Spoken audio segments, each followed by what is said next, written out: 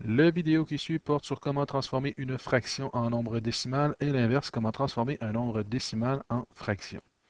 Voyons une brève définition de qu'est-ce qu'un nombre décimal. Alors, c'est un nombre qui s'écrit avec une partie entière et une partie décimale. Si on prend l'exemple de 1,23 centième, alors le 1 représente l'entier et le 2 et le 3 représentent les chiffres décimaux. Regardons maintenant une brève définition de qu'est-ce qu'une fraction. Alors, c'est un nombre qui représente la partie d'un tout. On représente une fraction par une division non effectuée entre deux nombres entiers. Alors, on a l'exemple de 2 tiers, 2 sur 3. Le 2 représente le numérateur, c'est-à-dire le chiffre du haut, et le 3 représente le dénominateur, c'est-à-dire le chiffre du bas. Regardons maintenant comment transformer un nombre décimal en fraction. Alors, la première étape consiste à déterminer la puissance de 10 qui va représenter le dénominateur de la fraction. Si on prend un exemple, on a 0,4. Alors, on regarde, on a un seul chiffre après la virgule, ce qui veut dire que la puissance de 10 va être 10. Donc, le nombre de chiffres après la virgule représente le nombre de zéros qu'on va rajouter après le 1 de la puissance.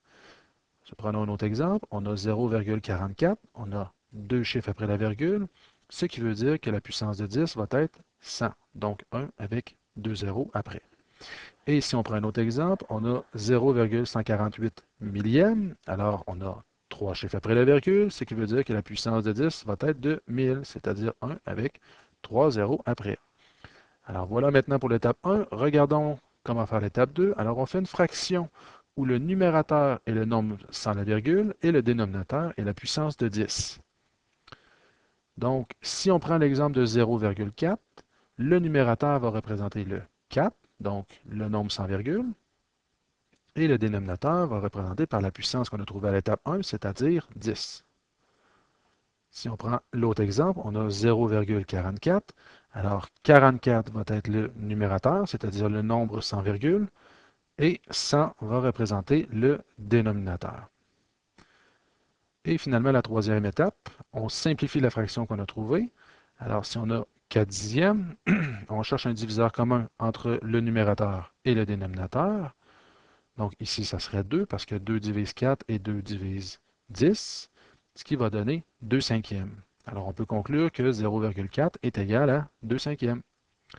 Second exemple, si on a 44 sur 100, alors 44 et 100 peuvent se diviser par 2, ce qui va donner 22 sur 50.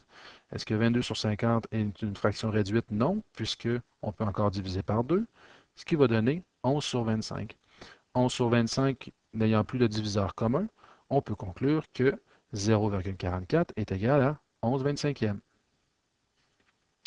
Regardons maintenant comment transformer un nombre décimal en fraction. Alors, la règle est la suivante. On fait une division où le numérateur de la fraction est le dividende et le dénominateur est le diviseur. Donc, ici, on a 4 cinquièmes.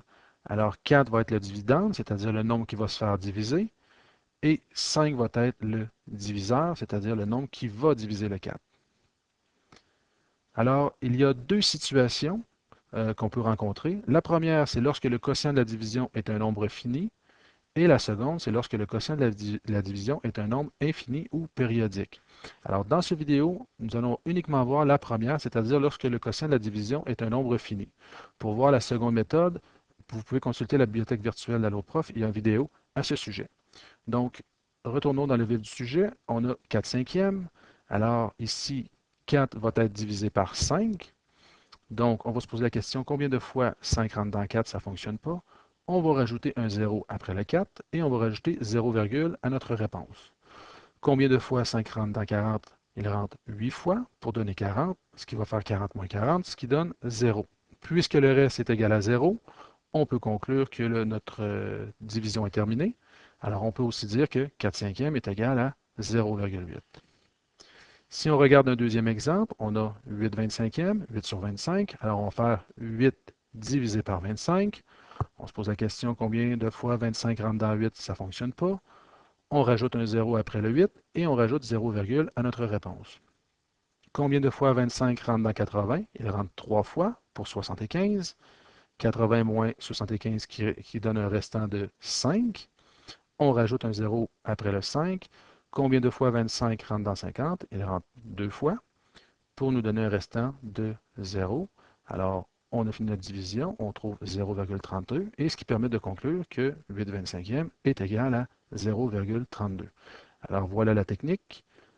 Voilà aussi ce qui complète la vidéo. Alors, pour en savoir un peu plus, vous pouvez consulter la bibliothèque virtuelle d'AlloProf.